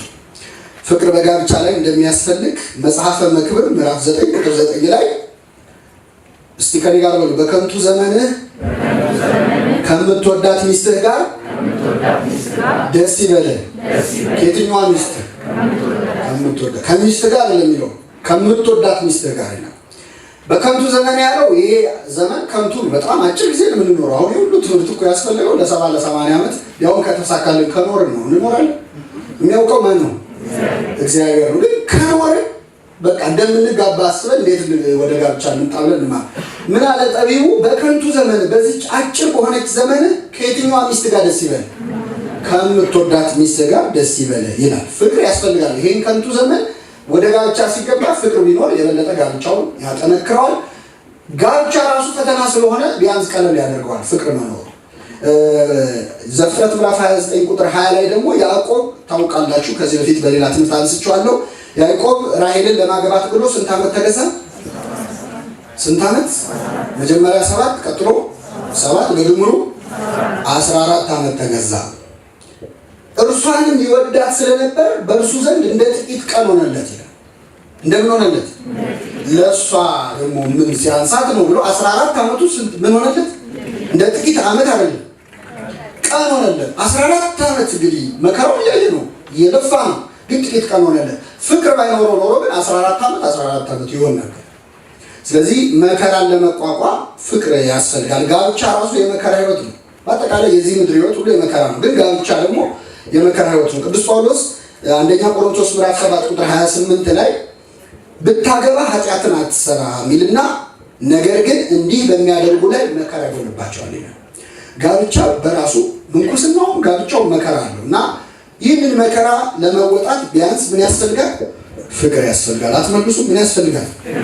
ፍቅር ያስፈልጋል። ያለ ፍቅር መጋባት ይቻላል አይቻልም? ተችሏል። በሆነ ዘመን ተችሏል። ግን ደግሞ የበለጠ ለመቋቋም ጋብቻው እንዲጸና ለማድረግ ፍቅር ያስፈልጋል። ፍቅር ግን በሁለቱም ወገን ደግሞ መሆን አለበት። ሌላው በጣም ማስተዋል ያለብን ወንዱም ሴቷም በጋብቻ ህይወት ውስጥ ፍቅር ያስፈልጋል ስንል አንዱ ካፈቀረ በቂ ነው የሚባል ትምህርት የለም። በአንድ በኩል ሲሆን ፍቅር የበለጠ ስቃይ፣ አንደኛው ወገን ተጎጂ መከራ ተቀባይ፣ ሌላኛው ወገን ደግሞ ደስተኛ ይሆናል። እስቲ በመጽሐፍ ቅዱስ አንድ ሁለት ታሪኮች የምታውቋቸውን ልንገራቸው። አንደኛ ሶምሶንና ደሊላ ናቸው። መጽሐፈ መሳፍንት ምዕራፍ 16 ቁጥር 18 ላይ ሶምሶን በጣም ብዙ ክብሩን ያጣባት አንዲት ሴት ነበረች፣ ደሊላ ትባላለች። ፍልስጤማዊት ነች። እሷን አየ፣ አፈቀራት። እሷ እሱን ስለማፍቀሯ እንጂ እሱ እሷን ስለማፍቀሩ እንጂ ስለ እሷ ፍቅር የተጻፈ ነገር የለም። ደሊላ ከልቧ አትወደውም ነበር። በምን አወቅን? ገና ወደ ቤቷ መግባት ሲጀምር ከፍልስጤማውያን ጋር መመካከል የጀመረችው ሶምሶን ኃይሉ ምንጩ ምንድን ነው? እንግዲህ ሶምሶን ኃይሉ ያለው ምኑ ላይ ነው? ጸጉሩ ላይ ነው። እና ምንድን ነው ይህንን አጣሪ፣ ገንዘብ እንሰጥሻለን ለቤተሰብሽ ተባለች። ተስማማች። ከዚያ በኋላ በተገናኙ ቁጥር የእነሱን የህይወት ታሪክ ስታገኙ የፍቅር ታሪካቸው ውስጥ ኧረ ተው ንገረኝ ተው ስትል ምን ሰው ምኑ ጋ ነው ተው፣ ይሄ ፍቅር አይደለም፣ ንገር አትወደኝም ማለት ነው ትላለች ደጋግማ። እና የብሉይ ኪዳን ይሁዳ ነች ነገራችን የምትባለው። የብሉይ ኪዳን ምን ይሁዳ ጌታን ምን አድርጎ ነው የሸጠው? ምን እያደረገ ነው አሳልፎ የሰጠው? እየሳመ። ደሊላ እየሳመች። ሶምሶን የክርስቶስ ምሳሌ ነው። ሶምሶን ሙሉ ታሪኩን አሁን ውስጥ አልገባበትም። የክርስቶስ ምሳሌ ነው። ደሊላ የይሁዳ ምሳሌ ነች። እየሳመች መጨረሻ ላይ የልቡን ሁሉ አውጥቶ ሲነግራት ወጥታ ሄዳ የልቡን ሁሉ ነግሮኛልና ኑ አለች። አሳሰረችው፣ በቁሙ ገደለችው። ጸጋው ተገፈፈ፣ ክብሩን አጣ ማለት ነው። እንደዚህ ከመሆን ይሰወረ። ይህ የሆነው ምክንያት ፍቅሩ በስንት ወገን ስለሆነ? በአንድ ወገን ስለሆነ። ወንዱ ወዶ ሴቷ አልወደደች። ደግሞ በተቃራኒው ሴቶች ወደው ደግሞ ወንዶች የማይወዱበታል። የዳዊትና የሜልኮል ጋብቻ ፖለቲካል ሜሬጅ የሚባል ነገር አለ። ተዋደው ሳይሆን ለፖለቲካው ተብሎ በእኛ ሀገር የሂስትሪ ትምህርት ስትማሩ እንደኖራችሁት ብዙዎቹ የሚጋቡት የፓወር ስትራግሉን ለመቋቋምና ከተጋቡ ጸቡ ይቀራል፣ ቤተሰብ ከቤተሰብ ወገን ከወገን ይቀላቀላል ተብሎ ነው። ከኔ ጋር ናችሁ? ስለዚህ ዳዊት የሳኦልን ልጅ ሜልኮልን አገባ፣ ግን አይወዳትም ነበር። እሷ ልጅ ወደደችው የሚለው ሜልኮል ብቻ መውደዷ ዳዊትን በጣም ብዙ ስቃይ ውስጥ ከቶታል። እሷም ደግሞ ተሰቃይታለች በመውደዷ ምክንያት። አንደኛ አባቷ ሳኦል በጣም ይጠላው ነበረ፣ ሊገለው ይፈልግ ነበር። ያጋባውን ፈልጎ አይደለም። ምን አደረገ መሰላችሁ? ልጁ እንደሚድርለት ልጁ እንደወደደች ሲያውቅ ልጄ እንድርልሃለሁ፣ ግን ጥሎሽ የምታመጣልኝ የፍልስጤማውያንን ሸለፈት ነው አለ። እየሰማችሁ? ፍልስጤማውያንን ገርዘህ በጉልበት ማለት ነው። የግርዛታቸውን ሸለፈት እንደዚህ አይነት ጥሎሽ አይታችሁ ታውቃላችሁ? ታይቶ ተሰምቶ ማያውቅ። ዓላማው ምንድነው? ስለሚጠላው ልጄን ከምድርለት የእነሱን ሸለፈት ገዝራለሁ ሲል እዛው ሲዋጋ ይገሉታል፣ ገዝርቃለሁ ብለው። ዳዊት ግን ለያዘው ከወታደሮቹ ጋር ሄዶ ተዋግቶ ፍልስጤማውያን ገዝሮ አመጣና ሸለፈት ሰጠ። ከዛ ሳይፈልግ አጋባው። ዳዊት አይወዳትም ነበረ። ሜልኮል ብዙ ዋጋ ከፍላለች። አባቷን ሊገለው ሲፈልግ በመስኮት ሁሉ እንዲወርድ እንዲጠፋ እስከማድረግ ደርሳለች። ግን ትዳራቸው የተበጠበጠ ነበር። በአንድ በኩል ያለ ፍቅር ብዙ ችግር እንደሚያመጣ በጣም ጥሩ ማሳያ ነው። ሲነጋገሩ ራሱ ጤናማ አልነበረም ንግግራቸው። እሷም በጣም አሽሙረኛ ነበረች። ቀጥታ ማተን ለምሳሌ ዳዊት እየዘለለ እርቃኑን ዘምሮ አልነበረ በታቦቱ ፊት ሲዘምር ምን አለችው መሰላችሁ? የእስራኤል ንጉሥ በታቦቱ ፊት እንደ ምናምንቶች እርቃኑን ገልጦ መዘመሩ እንዴት ያማረ ነው አለች። እየሰማችሁ ነው? መቼስ አበሻ ይገባዋል ይሄ ነገር። እንዴት ያማረ ነው ስትል እየተቸች ነው፣ አታፍርም ለማለት ነው። ናቀችው፣ በልቧም ሰደበችው። በዚህ ምክንያት እስከ ሞተችበት ጊዜ ድረስ ልጅ አልወለደች። ከሞተች በኋላስ በቃ አልወለደችም ማለት ነው። ምንድነው የሚያሳየው? ወደ መቅሰፍት፣ ወደ ቁጣ፣ ወደ ምሬት በጣም የምታሳዝን ሴት ናት። በእውነት ታሪኳን ስታዩት በነፍስም በስጋም በጣም የተጎዳች ናት። ስለዚህ በአንድ በኩል ሲሆን ፍቅር ጉዳት አለው። ፍቅር ግን ለጋብቻ ያስፈልጋል ያስፈልጋል። በዚህ አጋጣሚ ካነሳው አይቀር እንደው ከዚሁ ጋር የተያዘ 2-3 ነገሮች ላንሳላችሁ። አንድ ወንድ አንዲትን ሴት ሲጠይቃት እማትፈልግ ከሆነ አንድና አንድ ቃል አለ። ምንድነው መልሱ? አልፈልግም ማለትን የመሰለ በጣም ስጦታ ነው። አንደኛ የሰውን ጊዜ መቆጠብ ነው አይደል? ሌላ ኢሞሽናል ኢንቨስትመንት ውስጥ እንዳይገባ አክብሮ አልፈልግም ማለት ይቻላል። እንደዛ ለማለት በጣም ብዙ ዋጋ አለው። አልፈልግም ሲባል ግን ተሳድቦ አይደለም፣ ዞር በል አሁን አንተ ከሌላ ማለት አይደለም፣ ማቃለል አይደለም። ቅዱሳን ይህንን አላሳየንም። ለምሳሌ ቅድስት አርሴማን በጣም ብዙ ወንዶች ሲያስጨንቋት ነበር። አንድ ነው መልሷ። ማንም ሲጠይቃት እኔ የክርስቶስ ምንድን ነኝ? በቃ የክርስቶስ ሙሽራ። አንተ ደግሞ ማትረባ አትል። እኔ የክርስቶስ ምንድን ነኝ? ሙሽራ ነው። ወንዶቹም ሴቶችም በተጠየቀ ጊዜ ፈቃደኛ ፍላጎቱ ከሌለው አመስግኖ አክብሮ የሰውን ሕይወት ሳያበላሽ ሞራል ሳይነካ ሳይሳደብ ሳይተች። ዮሴፍን ባለፈው ሳምንት አይተናል። ዮሴፍን በጣም ታስቸግረው ነበር። እሷም ደግሞ ለዝሙት ነው ቀጥታ የጲጥፋራ ሚስት ስታስቸግረው ግን ቁጭ አድርጎ አንቺ አትረቢም እኮ ባለ ትዳር አይደለሽ እንዴ ብሎ ተሳደበ። እሷን የሚመለከት አንድ ቃል ካፉ አልወጣም። ምንድን ነው ያላት? እንዴት በእግዚአብሔር ፊት ይህንን ኃጢአት በማን ፊት? እዚህ መኝታ ቤት ውስጥ ባልሽ ባይኖር ሌላ ሰው ባይኖር ማን አለ? እንዴት በእግዚአብሔር ፊት ይህንን ኃጢአት እሰራለሁ? ክብሯን ጠብቆ የሚገባትን መልስ ነው የሰጠው። በወንዱም በሴቱም በኩል በእውነት የማንፈልግ ከሆነ አንድን ጓደኝነት አስቀድሞ አክብሮ የሰውየውን ስብዕና ሳይነኩ ከዚህ በኋላ ላለው ሕይወት ጠባሳ ሆኖ የሚቀጥል ነገር ሳንናገር ማለት ነው አክብር። ለምን ተወደድኩ ብሎ መበሳጭ ይሄ የተፈጥሮ ጉዳይ ነው። ቅዱስ ኤፍሬም ሶርያዊ በረከቱ ይደርብንና አንድ ጊዜ ምን ገጠመው መሰላችሁ? አንዲት ሴት ፍጥጥ ብላ ታየዋለች። በጣም ስታየው እሺ ብሎ ጎንበስ ብሎ መሬት ያይና ቀና ሲል አሁንም ታየዋለች። አሁንም አጎንብሶ ቆይቶ ቀና ሲል ታየዋለች። አንቺ እንደው ትንሽ አታፍሪም እንዴ? ያለ ምንድን ነው እንዲህ ማፍጠጥ አላት። ሲላት ምን አለችው? አንተ የተፈጠርከው ከመሬት ነው። ስለዚህ መሬቱ ነይ። እኔ የተፈጠርኩት ከምንድን ነው? ከአንተ ነው። አንተ ነው። በጣም ይደንቃቸዋል። ቅዱስ ኤፍሬም ከጻፋቸው መጽሐፍት ማስተርፒሱ የሚባለው በጣም ድንቅ የሆነው መዝሙሩ ስለዚህ ሴት የጻፈው መጽሐፍ ነው። አሁን ጠፍቷል፣ ፍራግመንቱ እንኳን አልተገኘም። ግን የሶሪያ ቤተክርስቲያን ቅዱስ ኤፍሬም ከደረሳቸው መዝሙራት ሁሉ እጅግ በጣም የተዋበው ይህች ሴት በተናገረችው ነገር ልቡ ተነክቶ ማለት ነው። እንዴት የሚደንቅ ነው! ትልቅ ቴዎሎጂ ማለት ነው ውስጥ ያለው ሴት ከየት ተፈታ? አንተ ደግሞ መሬት እንዳታየዋለ ነገሩን ነው። እና ምንድነው አዲስ ነገር አይደለም። ሴት ልጅ ወደ ሴት ዝንባሌ ማሳየቱ እና አለማሸማቀቅ ያስፈልጋል። ሌላው የማይፈልግ ሰው አልፈልግም ብሎ መተው ነው እንጂ አንዳንዴ ብልጣ ለመሆን የሚሞክር ሰው አንዲት ሴት አንድ ወንድ ሲጠይቃት እምቢም እሺም የማይለዋል ማለት ብዙ ጊዜ አንዳንድ ስራ ስንፈልግ ምንፈልገውን ስራ እናገኙ፣ ግን አንዳንድ ትንሽ ስራዎች አይገኙም። ይገኛሉ አይገኙም። እና ያን ይዝና መፈለግ ይሆናል አለ። የለም እንደዚህ ነገር ሰው መፈለግ ይሆናል እንዴ? አይሆንም። ምናልባት የተሻለ ካለ ይሆናል። እንደዚህ አይነት አድቫንቴጅ ስንወስድ እግዚአብሔር የሚጸየፍ ነው። የሰውን ጊዜ ኢሞሽናል ኢንቨስትመንት በጣም ከልቡ ተወደድኩኝ ቁም ነገር አስቦ እየጠበቀ በጣም ይሄ ግፍ ነው። መጽሐፍ ቅዱስ ላይ እንደዚህ ማድረግ እንደሌለብን የሚያሳይ ታሪክ ቀጥታ ባይገናኝም ግን በጣም የሚገናኝ ሀሳብ ያለውን ልንገራችሁ። ንጉሥ ዳዊት የወደዳት በኋላ ሚስት ያደረጋት አቢጊያ የምትባል ሴት አለች። ማን? አቢጊያ ባለትዳር ነበረች። ባሏ ናባል ይባላል። በመጽሐፍ ቅዱስ ባለጌ የተባለ ሰው እሱ ብቻ ነው። መጽሐፍ ቅዱስ ላይ አንድ ነው ባለጌ የሚል ቃል ያለው ለሱ። በጣም ባለጌ ሰው ነው። እውነትም ጸባዩ ስታዩት ባለጌ የሚለው ስም ይገባዋል። ዳዊት የእሱን በጎች ይጠብቅልን ነበር ከእሱ ከወታደሮቹ ጋር ዳዊት የናባልን በጎች ይጠብቅ ነበር እና አንድ ቀን ብዙ ቀን በጎችን ጠብቀንልሃል፣ ንብረትህን ጠብቀንልሃል እና ለእኔና ለሰራዊቴ ምግብ ላክልን ብሎ ይልክበታል። ሲልክበት በጣም የስድብ ቃል ነው የላከው ናባል። ለምንድን ነው ለእናንተ ምልከው ብሎ መጥፎ ስድብ ተሳድቦ ላከ። ይህን ጊዜ ነው እንዲህ ያለና ዳዊት አልለቀውም በህይወት ከቆየ ሞቻለሁ ብሎ ዝቶ ወታደሮቹን ይዞ ሊወጋው ሄደ ማለት ነው። ሰውየው ተራ ሰው ነው፣ ምንም ውትድርና የሚዋጋ ሰው አይደለም። ገሎ ሊዘርፈው ማለት ነው። መንገድ ሲጀምር ይህች አቢግያ የተባለ ሴት መጣች ከመንገድ። ባሉ ሚስቱ ነች እንግዲህ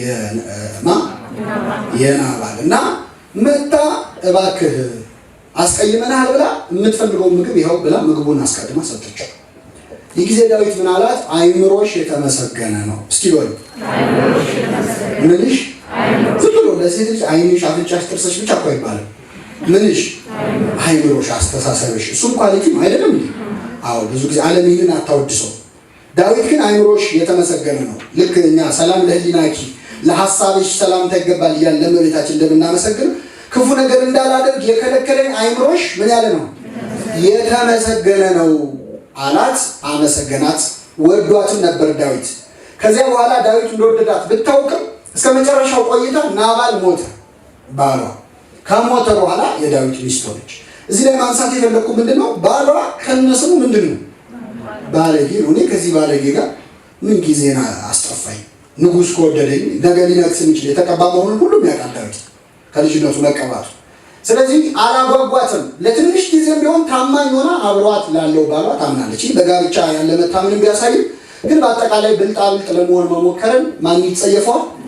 እግዚአብሔር ይጸየፈዋል። እና የማይፈልግ ሰው እምቢ ካለ በእውነት አክብሮ እምቢ ማለት አለበት። አንዳንዴ ትዝ ካላችሁ ይሄ አሁን የለም መሰለኝ አይጥ የጠገበች አይጥ ማናት? የጠገበች ድመት አይጥ ከያዘች አሁን መብላት አትፈልግም፣ ጠግባለች። ምን ታደርጓለች? አዎ። እና ሰው ላይ እንደዚህ መጫወት አያስፈልግም። ገብቷችኋል? አንፈልገውም ግን ለክፉ ለደጉ ብሎ ወንዱ በሴት ሴት ልጅ በወንድ መጫወት እግዚአብሔር በጣም ይጸየፈው። ይህ አንደኛው። ሁለተኛው አልፈልግም ሌላ ሀሳብ አለኝ የምትልን ሴት የሚልን ወንድ ማክበር ደግሞ ያስፈልጋል። እምቢ ባዩ ብቻ ሳይሆን እምቢ ተባዩ አካልም ደግሞ በእውነት መሰማት አለበት። አንዳንዴ አንዱ ወንድ አንዲትን ሴት ትፈልጋለሁ ይልና እምቢ ቢባልም አይገባውም።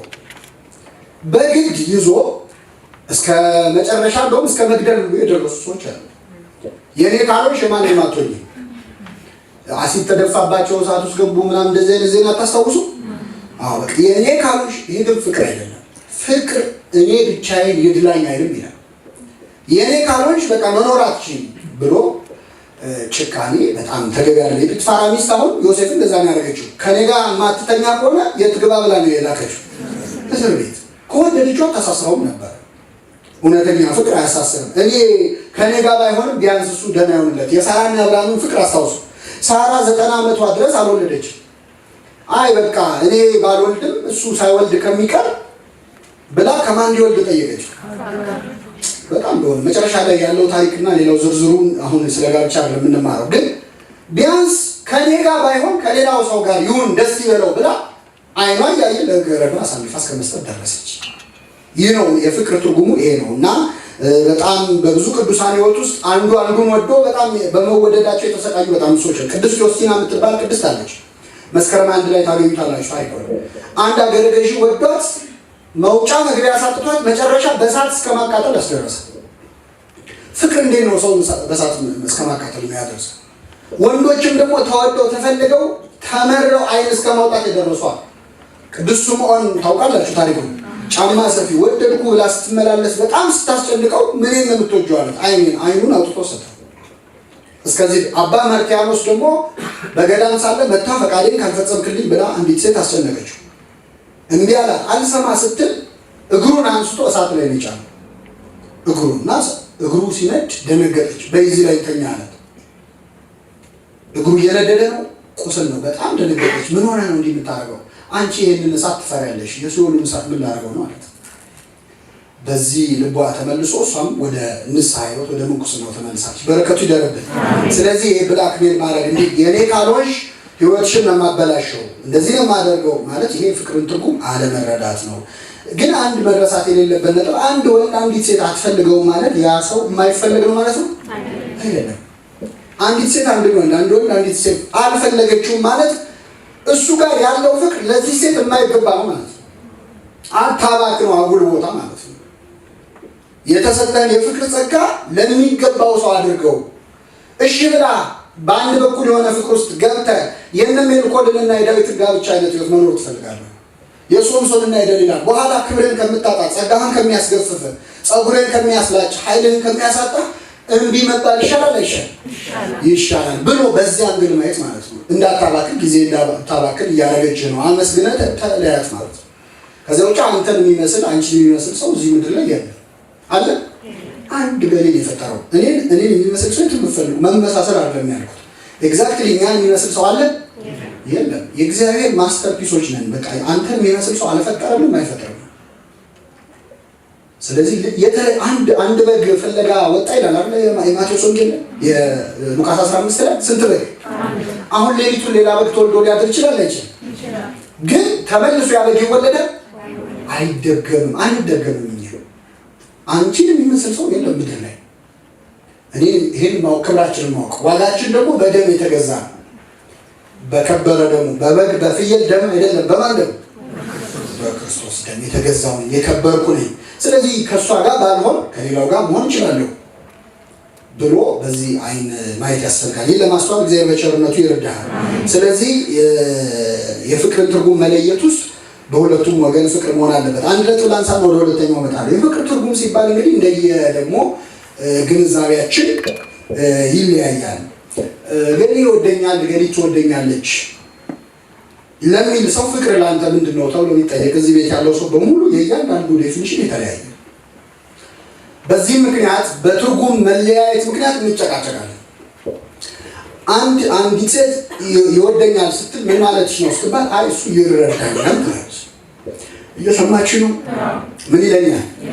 ስለዚህ ለዚህ ሴት መውደድ ማለት ምንድን ነው? መረዳት ነው። ስጦታ ይሰጠኛል ደግሞ ትላለች። ስጦታ አይ እሷ ልክ አይደለም ልንል እንችላለን።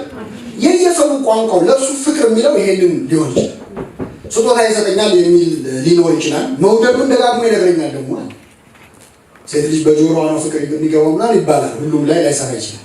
ግን ሁሌ ይነግረኛል፣ ሁሌ እወድሻለሁ፣ ሁሌ አከብርሻለሁ፣ አፈቅርሻለሁ መባል በዚህ ምክንያት ይወደኛል፣ ይረዳኛል፣ ከሱ ጋር ስሆን ሰላም ይሰማኛል። እንደመሳሰለው አስተሳሰባል። የየሰው የፍቅር ትርጉም ምን ያለ ነው? የተለያየ። ስለዚህ አሁን ይህንን ለምን አነሳው ብትሉ የፍቅር ትርጉም አሁን ሁለት እጮኛሞች ጓደኝነት ሲጀምሩ ይህንን ነው ፊገር አውት ማድረግ ያለባቸው።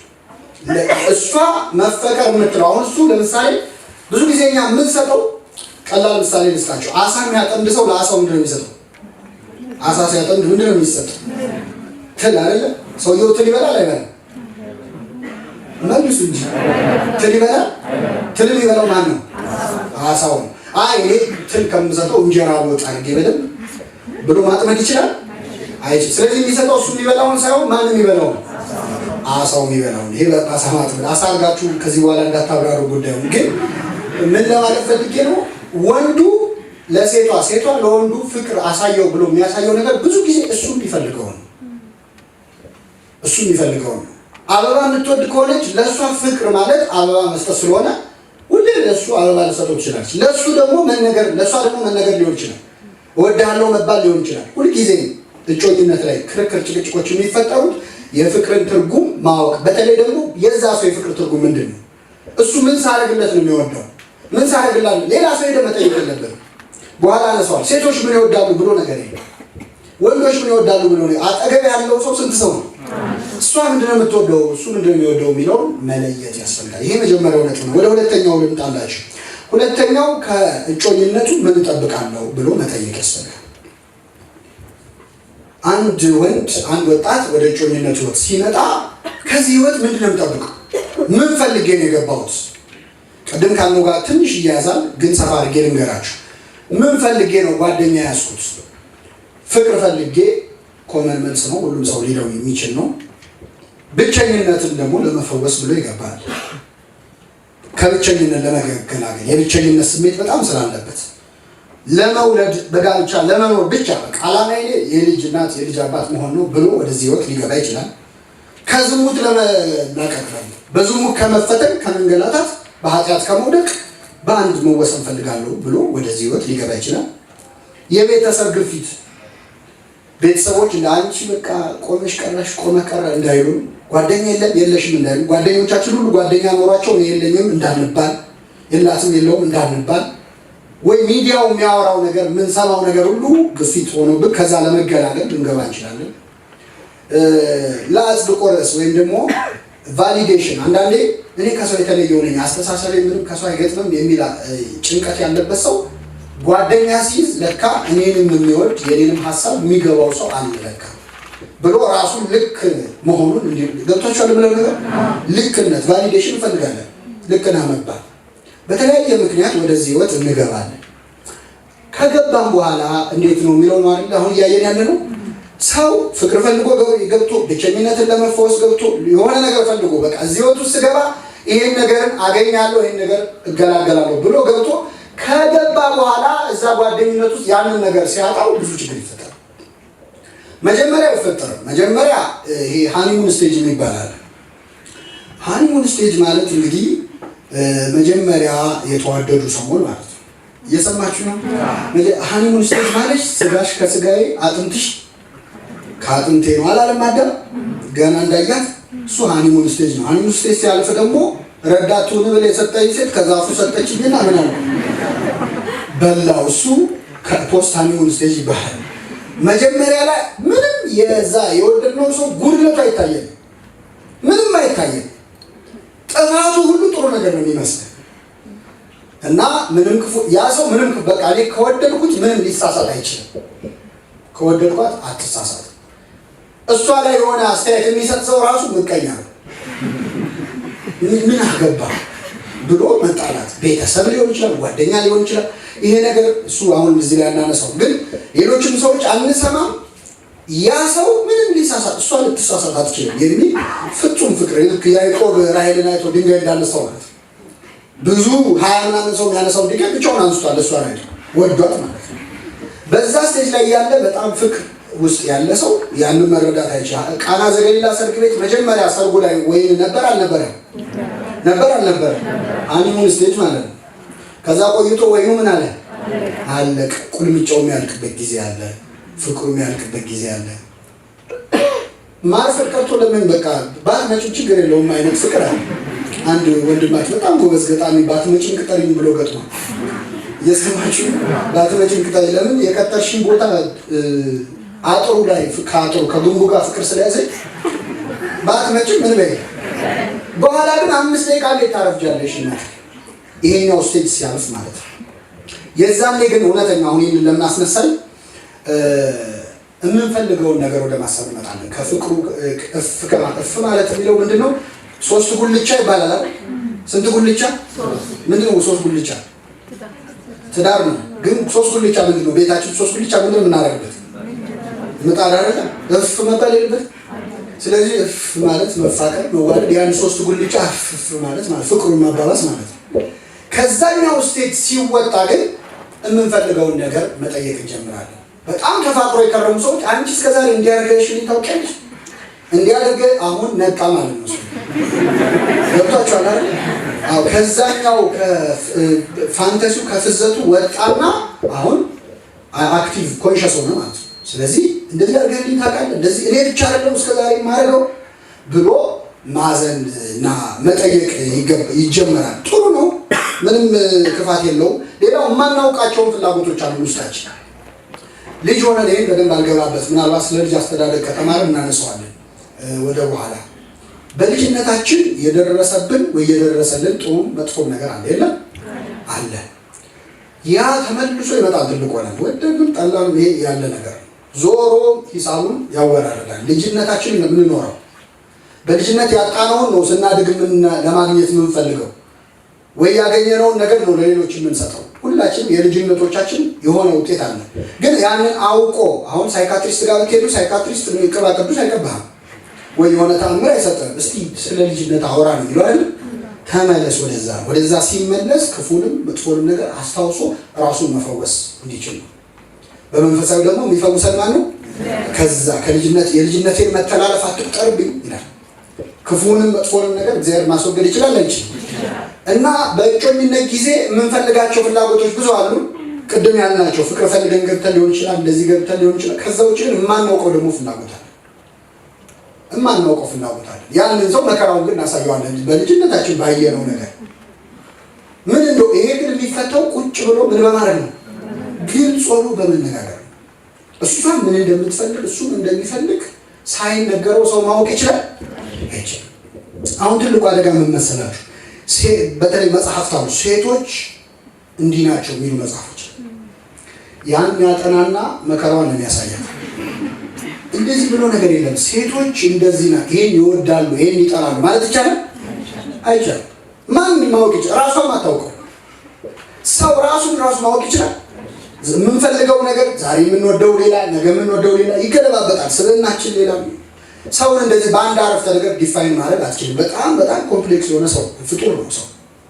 ግን መጽሐፍት እየጻፉ ለጥቅማቸው የሴቶች የሚወዷቸው 10 ነገሮች ወንዶች ምናምን እንደዚህ ያለ አይደል? ብዙ መጽሐፍ ገንዘብ የማግኛ ጥበብ የሚለው መጽሐፍ ጽፎ ማሳተሚያ ገንዘብ ያጣው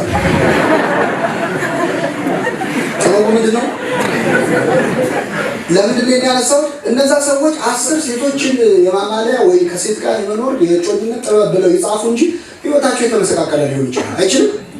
ይችላል። እንደዚህ የሚባል ሁሉን የሚያስማማ ሁሉም ላይ የሚሰራ ህግ አለ? የለም። ሰው ነፃ ፈቃድ የተሰጠው አይምሮ እዛም የሚል በጣም ፍሪ የሆነ ፍጡር ነው። ያንን ፍጡር በሆነ መጽሐፍ 10 ነጥብ ብለን መደምደም ይቻላል? አይቻልም። በዚህ ግን የሚታለለዋል።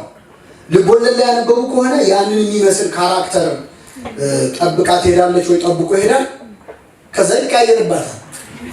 አንዱ ፊልም ላይ ያየው፣ አንዱ መጽሐፍ ላይ ያየው። በተለይ በጣም ብዙ ካላነበበ ደግሞ መጥፎ። አንድ መጽሐፍ ካነበበ ሰው ተከልከክ ይባላል። ስንት መጽሐፍ? በቃ ለሱ ዓለም ያቺ መጽሐፍ። ስለዚህ እዛ መጽሐፍ ውስጥ ያያቸውን ካራክተሮች ፊልሞች ላይ ልቦለዶች ላይ ያየ ራሱን ትቶ ማለት ወደ ራሱ ሲመለስ ሊታመም ይችላል። ስለዚህ ሴቶች እንዲህ ናቸው የሚለውን ይዘህ ወንዶች እንዲህ ናቸው የሚለውን ይዘሽ መቀጠል አይቻልም። ምንድን ነው የምትፈልጊው ብለህ ጠይቃት። ለምን ሌላ ሴቶች አንደኛ አጠገቤ የመጣችው ያቺ ሴት ሴቶችን ሁሉ ወክላ ነው? ስንት ሆና ነው? አማክራ ሴቶችን ሁሉ እኛ ሴቶች ምን እንፈልጋለን ብላ ነው? መልሱልኝ። አይደለም። በቴሌቪዥን አንድ ጥሩ ፕሮግራም አይቻለሁ። ያው ብዙም ጥሩ ባይሆን ግን ትንሽ አዝናኝ ነው እና 50 ሰዎች ተጠይቀው እየሰማችሁ ነው። አንዳንዴ 50 ሰዎች አሉ የሚባለው ነገር አያስደንቃችሁ? ምን ነክቷቸው? 50 ሰው ራሱ ለሳምፕል አይሆንም ማለት ነው። እኛ ማናስበውን 50 ሰው ሊያስብ ይችላል። ስለዚህ ሴቶች በአጠቃላይ ወንዶች በአጠቃላይ ብሎ ድምዳሜ በጣም ሰጥ ነው። ስለዚህ ቁጭ ብሎ ምንድን ነው የምትፈልጊው? ምን ሳረግ ነው ደስ የሚልሽ? ምን ስትሰማ ነው? አንድ ነጥብ ላንሳና ወደ ቀጣዩ ሄዳለሁ። ኮከባችን ብዙ ጊዜ ኮከባችን አልገጠምም ገጠምም የሚባል ነገር አለ።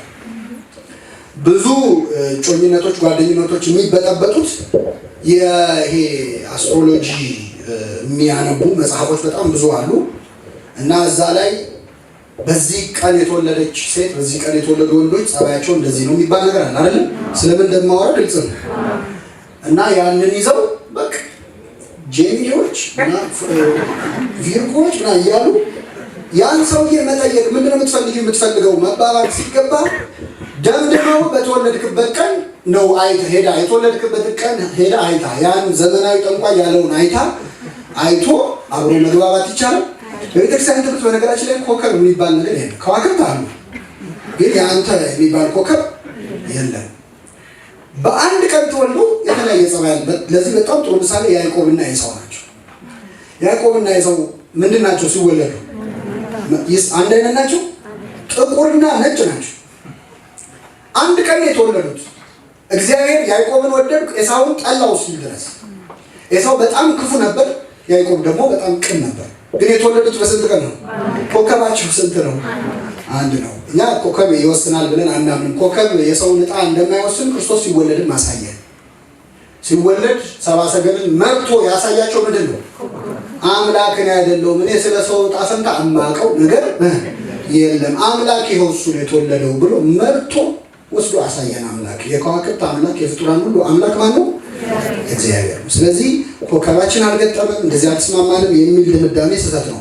ወደ ሶስተኛው ልምጣላችሁ። ሶስተኛው ፍጹምነትን አለመጠበቅ ነው። በጓደኝነት ወቅት ፍጹምነትን አለመጠበቅ ነው። እንግዲህ የዚህን ትምህርት የመጀመሪያ ክፍል ምናልባት ስሙ ተብላችሁ የሰማችሁ ሰዎች አንስቼዋለሁ። ይሄ የግራ ጎን ሶልሜት ምናምን የሚሉ ወይም ግማሽ አካሌ የሚሉ ትምህርቶች፣ ይህ ትምህርት ምናልባት ልክ አይደለም ሲባል ከለመድነው ነገር አንጻር ጋር ተጋጭቶበት በጣም ብዙ ሰው ይበጠበጣል። እስቲ ጥቂት ነገሮች እዚህ ላይ ላንሳ። በተለይ ጓደኝነት ላይ በጣም ትልቁ ችግር ያንን ሰው ሌላው ጎኔ ነው የሚያሟላይ ነው ብሎ ማሰብና እሷን በማግኘት ጉድለቴ ይሞላል እሱን በማግኘት ጉድለቴ ይሞላል አይነት አስተሳሰብ፣ እኛ ምሉዓን መሆናችንን አለማሰብ በጣም ብዙ ችግር አለው። መነሻው በነገራችን ላይ ግሪክ ሚቶሎጂ ነው፣ የግሪኮች አፈ ታሪክ ነው። ግሪኮች ዜውስ የሚባል ጣዖት ነበራቸው፣ አምላክ ብለው የሚያምኑት እና እነሱ ሲያምኑ በዛ በግሪክ ሚቶሎጂ ሰው የተፈጠረው 4 እጅ 4 እግር ኖሮት፣ እየሰማችሁ አሁን ያሉት ኦርጋኖች ሁሉ የሰውነቱ ላይ ያሉት አካላት ሁሉ እጥፍ ሁለት ሆነው ነበር የተፈጠሩት። ስለዚህ ሰዎች በጣም አምፀው ዜውስ የተባለው ጣዖት ላይ በጣም አስቸገሩ። ሲያስቸግሩ 4 እጅ ካለው ጋር መዋጋት ሲሰለቸው ዜውስ የሚሉት አምላክ ከፈለው ለሁለት። ስንት እጅ ማለት? ይህን ደግሞ እንዳትጽፉ አደራችሁ፣ የግሪክ ሚቶሎጂ። ስለዚህ ባልና ሚስት የተከፈሉ 2 ሰዎች ናቸው። ሲጋቡ ስንት ይሆናል? ተሟሉ ማለት ነው አይደለ? አሁን 4 እጅ 4 እግር ሆኑ ማለት ነው እነሱ ሲጨመሩ። ይሄ የግሪክ ሚቶሎጂ በጣም ብዙ ነገር ውስጥ እጁን አስገብቷል። ወደ ክርስትናው ዓለም ደግሞ ስንመጣ ካልቪኒዝም የሚባል የፕሪደስቲኔሽን የሚባል ትምህርት የዲያቆን ያደርጋል መጽሐፋውን በቅርብ የወጣ በጣም ጥሩ መጽሐፍ አለ። እዛ ላይ በደንብ ተብራርቶ ታገኙታላችሁ። ለአንተ የተወሰነች የሆነች ሴት አለች፣ ለአንቺ የተወሰነች የሚል ትምህርት ማለት ነው። እነዚህ ሁሉ በጣም ብዙ ምስቅልቅሎች የሚያመጡ ናቸው። በእኛ ቤተክርስቲያን በጣም ትልቅ ወደር ያልተገኘላቸው ሊቅ አሉ። መልአከ ብርሃን አድማሱ ጀንበሬ ይባላሉ። በረከታቸው ይደርብን። ልጃቸውን ከሞቱ ሊያስነሱ አባት ናቸው። በነገራችን የ10 ዓመት ልጃቸው ሞቶ በአሕዛብ መካከል ነበር የሚኖሩት የሌላ እምነት ተከታዮች ባሉበት እና የሞተውን ልጅ አቅፈው የክርስቶስ የስቅለቱ ስር ሄዱና ጌታ ሆይ በአሕዛብ ፊት ለምን ታዋርደኛለህ? ቃል ተናገር ልጄ አሁን ይድናል ይነሳል ብለው አለቀሱ። የ10 ዓመት ልጃቸው ተነሳ ማለት ነው። እግዚአብሔር የተመሰገነ ነው። የልጁን ስም ቀይረው ምህርካ ክርስቶስ የክርስቶስ ምርኮ አሉት። እኛ አባት ኮኮ ሃይማኖት የሚባል መጽሐፍ አላቸው። ለአንድ ፕሮቴስታንት ሰው የሰጡት መልስ ነው እና ያ ሰው ምንኩስና በጣም አቃሎ ነው የጻፈው። ምንኩስና እግዚአብሔር የፈጠረው ሕግ ማጣጣል ነው፣ መመንኮስ አያስፈልግም ምናምን ይልና አዳም ጎዶሎ መሆኑን አይቶ ነው እግዚአብሔር ለአዳም ሔዋንን አምጥቶ የሰጠው፣ እናንተ ግን ትቃወማላችሁ ብሎ ተስተቸ ማለት ነው። መልአከ ብርሃን ምን አሉት? በእውነቱ በጣም ነው የማደንቅ አለማወቅህን በደንብ በመናገርህ አሉ። ምኑም በደንብ በመናገርህ? አዎ መጽሐፍ ቅዱስን ሄደህ በደንብ አንብበው። አዳም ጎድሎት አምጥቶ ሔዋንን አምጥቶ ሞላላት ይላል። ከማን ነው ሔዋን የወጣችው? ስለዚህ ሔዋን ከአዳም ምንአት ተገኘች እንጂ ሔዋን መጣ አዳምን ምሉ አላደረገችውም ማለት በረከታቸው ይደርብን። ስለዚህ ወደ ጮኝነት ስንገባ እሷ መታ ታሟላኛለች እሱ መቶ ያሟላኛል የሚል ትምህርት የለም። ጉድለት ሊኖረን ይችላል። ጉድለታችንን አብረን ነው ልንቀርፈው የምንችለው። ግን ያ ሰው ፍጹም ነው፣ ልክ እሱን ሳገኝ ሁሉ ነገር ይስተካከላል የሚለው ትምህርት በጣም በውስጡ ስህተት አለው።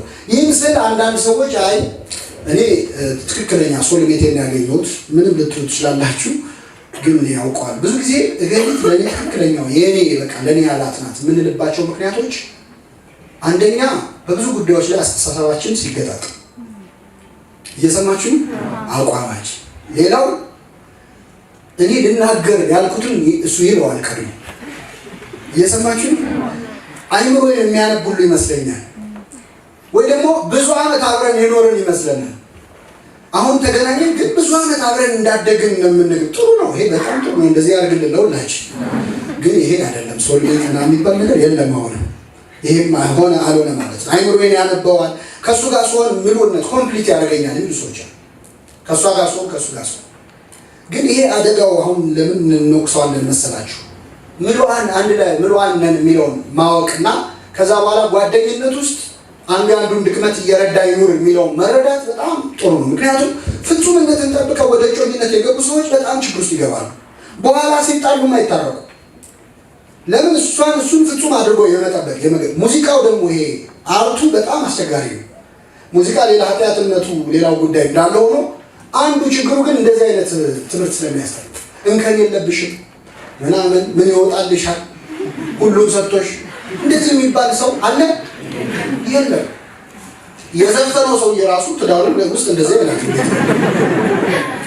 ሙዚቃው ኢንተርቴይንመንቱ በጣም መጥፎ ነው። ሰው እንከን የሌለው እንዲመስል እያንዳንዱ ሰው የፈለገ ጥሩ ቢሆን ክፉ ነገር አለ የለውም? አለው። አይ እስካሁን ጥሩ ነገር ክፉ ነገር አላየሁበትም ብንልም ፖቴንሻሊ ግን ከዚህ በኋላ ክፉ የመሆን እድል አለ የለውም? ይህንን ካመንክ አትጣል። ብትጣላም የሆነ ነገር ሊከሰትም አትሰበርም። አሁን ሰዎች የሚሰበሩት ኤክስፔክቴሽናቸው ሰማይ ይደርስና የሆነ ነገር ሲፈጠር ከለመዱት ጋር ውስጣቸው ከሞሉት ሀሳብ ጋር ይለያያል። እና ኩነኔውም ኃጢአቱም እኮ እንግዲህ ምሉዓን ራሳችን የቻልን ነን የሚለውን ጽንሰ ሀሳብ በደንብ ካልተረዳነው ኩነኔውም እኮ ለየብቻ የምትኮነነው ነው አይደለም? ሁለቱም በሉስ አንድ ስጋ ይሆናሉ። አንድ ነፍስስ አይሆኑም። የሚኮነኑ ለየብቻ። ስንት ስጋ ነው የሚሆኑት? የስጋ አንድነት እንጂ በነፍስ አንድ መሆን ይችላሉ? እንደ ሁለት ሰው ናቸው፣ ምሉዓን ናቸው። ይህንን ጽንሰ ሀሳብ በጣም መረዳት ያስፈልጋል። እንከን የለሽ ነሽ፣ ሁሉ ነገር ምንም አይጎልሽም የሚል አስተሳሰብ በጣም አደገኛ ነው። ስለዚህ ወደ ጓደኝነት ወደ እጮኝነት ስንገባ ሁሌም መርሳት የሌለብን ሰው እንከን ያለበት ፍጡር መሆኑን ነው። አንዲት ነገር ልጨምር። በልጅነታችን በህይወታችን ውስጥ የጎደሉን ያጣናቸውን ነገሮች በዚህ በእጮኝነቱ ወይም በጋብቻው እንፈውሰዋለን ብሎ መገመት በጣም ስህተት ነው። ምክንያቱም ውስጣችን ያሉ ያሳለፍናቸውን ችግሮች ቅድም እንዳነሳውላችሁ ራስን የመፈወስ ኃይል ለኛ የተሰጠናል። ከዛ ውጭ ከኛ አቅም በላይ ሆነውን ማንም ይፈታው እግዚአብሔር። ልክ ጓደኛ ሁሉ ችግሬን ይፈታልኛል፣ ሁሉን ችግሬን ትፈታልኛለች ብለን ከገመትን ግን በጣም የተሳሳተ። የስነ ልቡና ባለሙያዎች እንኳን ቁጭ አድርገው ስላለፈ ህይወት ይነግሩህና ራስህን እንድታስታውስ። ምክንያቱም ሰው መሬት ከአፈር ነው የተፈጠረው አይደለም? መሬት ዋነኛ አንዱ መገለጫዋ ራሷን መፈወሷ። አሁን ይችን ዓለም ትተናት የሆነ ያህል ዓመት ዞር ብንልና ታውቃላችሁ፣ ዓለም ላይ ያለው በጣም ብዙ ችግር ምን ይላል? ይፈታል። መሬቱ ራሱ ነው። አውስትራሊያ እሳት ቃጠሎ ነበር አይደል?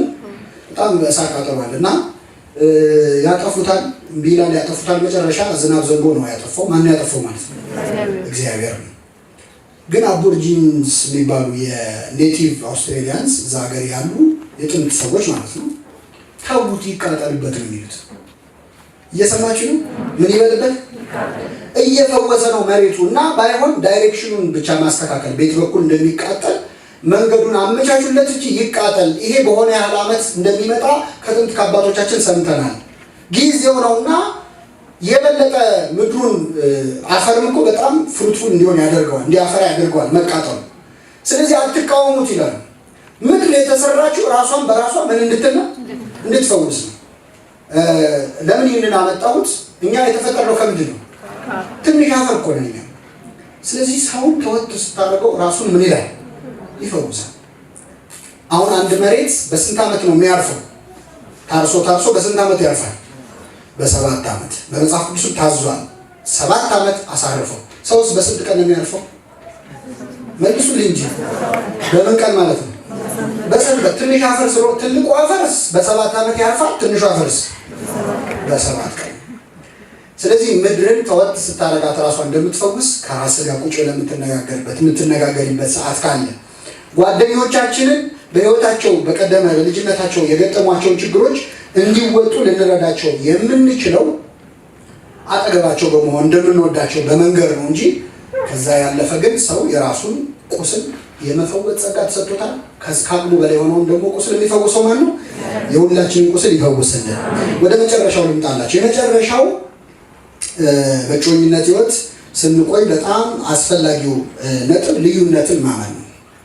እስቲ በሉ ልዩነትን ማመን። ደከማችሁ? ዛሬ ሳንጨርስ አንላቀቅም ከይቅርታ ጋር ሳምንት ሌላ ነገር ለመማር ማለት ነው።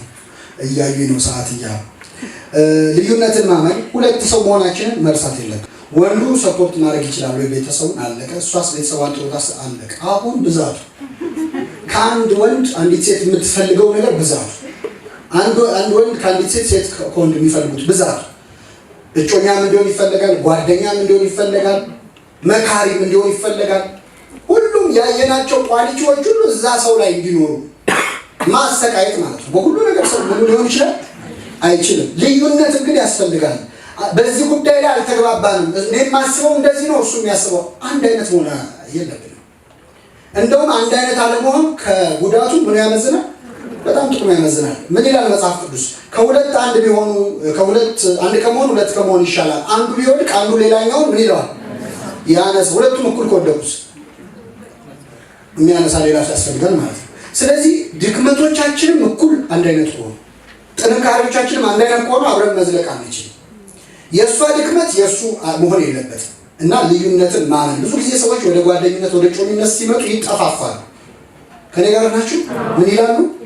ልክ ከእሱ ጋር ስትሆን በጣም ሻይን ታደርግ የነበረች ልጅ ሌላ ፍላጎት ሌላ ሙያ ምን ያላት ወደ እሱን ወደ መምሰል ትመጣለች። ይህ ትክክል አይደለም። መለኮትና ስጋ ሲዋሃዱ መለኮትነቱን ስጋ ስጋነቱን ምን አላለ? በተዋህዶ በታቅቦ ይባላል፣ በመጠባበቅ። ስለዚህ ይሄ ከርክሜ ወደ ራሴ አመጣታለሁ ብሎ ነገር የለም። ይህም ማን ከርካሚ ያደርጋል? እሷም እሷነቷን እሱነቱ መልቀቅ የለባቸውም። ይሄ በጣም ወሳኝ ነው። አንዳንዶች ደግሞ ወደ ጮኝነቱ ሲገቡ ከመጠን በላይ መስዋዕትነት ይከፍሉና ይጠፋል። እኔ ትዳሬን ስለ ሁሉን ነገር ያጣሁት። በፍጹም ማጣት የለብሽ። ለምንድን ነው የምታጭው? እየሰማችሁ ነው? አዎ ኤግዚስታንሱን ማጣት የለበትም። ሰው እንደ ሰው መቆም አለበት። መለኮት እንኳን ስጋን ለማዳን ሲመጣ መለኮት አላጠፋውም ስጋን። ያው ጥቂት ጋብቻ ይሆናል ጋብቻው ማለት ነው። አንድ ነጥብ ላንሳና ጠቀለላለሁ። ሰዓት ስለሌለኝ የመሀሉን ዘልየዋለሁ።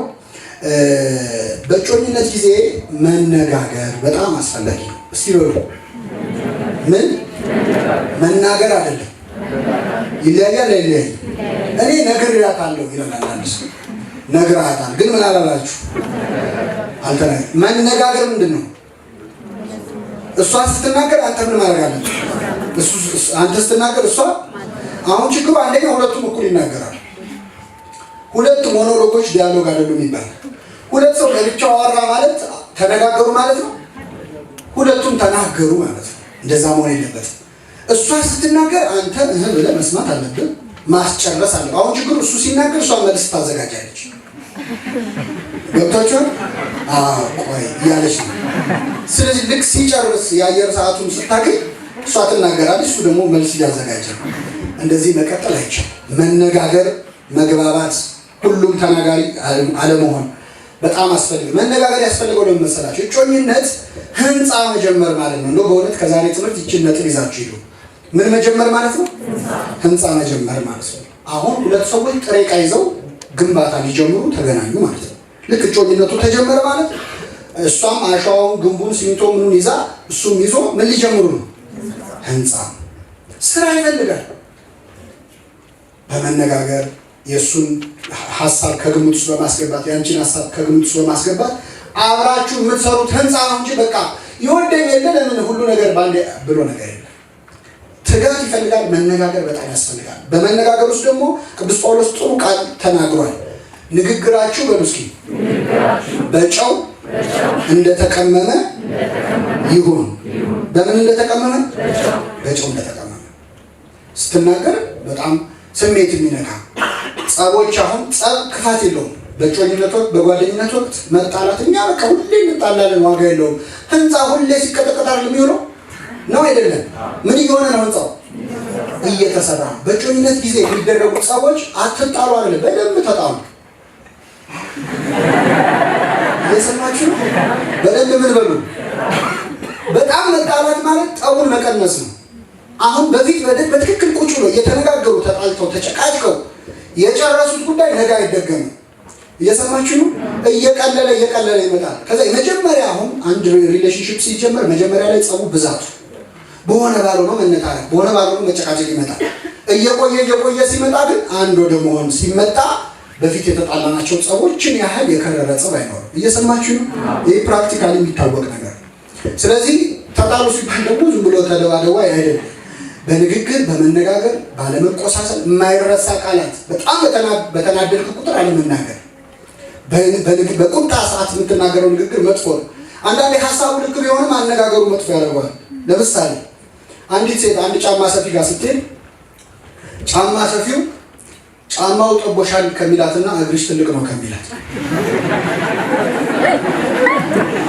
መጀመሪያ ይለያያል። ለምን ነው ጫማው የጠበባት? ግን ይለያያል። ጫማው ጠቦሻል ካለ ተመልሳ ትመጣለች አይመጣም? ትመጣለች። እግርሽ ትልቅ ነው ካለ ሌላ ሰው ሁሉ እንዳይሄድ ነው የምታደርገው። ስነ ስርዓት የለውም። ግን አክቹዋሊ ጫማው የጠበባት ምን ስለሆነ ንግግሩ ልክ ቢሆንም አነጋገራችን ግን ነገሮችን ሊያበላሽም ሊያስተካክልም ይችላል። ገብቷችኋል አይደል? ስለዚህ ጸብን በጣም ለጥሩ ነገር መጠቀም። ጭቅጭቅም ቀስ እያለ እየቀለለ ይመጣል። ግንባታን የያዝነው ስለዚህ ሲሚንቶ ሊሆን ይችላል፣ ሚስማር ሊኖር ይችላል። አቆሰለኝ፣ አማረረችኝ። ትክክል። ፍቅር እንደሞት የበረታች ናት፣ ቅናትም እንደ ሲኦል የጨከነች ናት ይላል።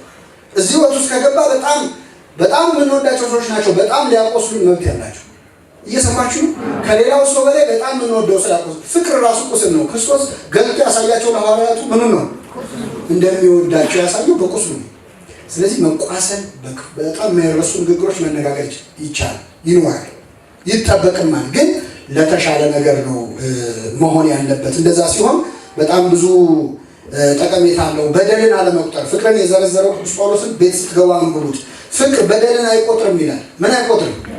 ብዙ ጓደኝነቶች የሚረበሹት ትዝ ይልሻል የተገናኘን በወሩ ይላል በ10 ዓመት ሆናቸዋል እንዲያልሽ ይሄ ሲን ኦፍ ሜሞሪ ይባላል።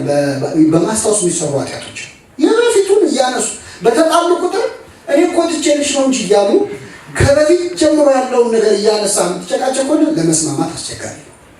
ያለፈውን እየተውን የወደፊቱን እያልን ከቀጠልን ወደ ጋብቻ ለመምራት በጣም ይጠቅማል። ይህን ለማድረግ እግዚአብሔር በቸርነቱ ይረዳን። አንድ ነጥብ ልናገርና ይበቃኛል። ሌላውን አለማስገባት በሉ እስኪ። ከውስጥም አለማውጣት። ብዙ ጓደኝነቶችን ትዳሮችን የሚበጠበጡት መሀል ላይ ሌላ ሰው ሲገባ ነው። ምን መሰላችሁ? ሴቷ ጓደኞች አሏት፣ እሱም ጓደኞች አሉት። ከወንዶቹ በተለይ ሴቶቹም ላይ በጣም ሊጸና ይችላል። እና እሱ የሆነ ነገር ሲላት ቆይ እስቲ እንነጋገርበታለን ትልና 5 ሰው አናግራ ትመጣለች። ከዛ እሱ ከ6 ሰው ጋር ነው የሚጨቃጨቀው ማለት ነው። እሱ አለች 5 ጓደኞች አሉ። እየሰማችሁ ነው?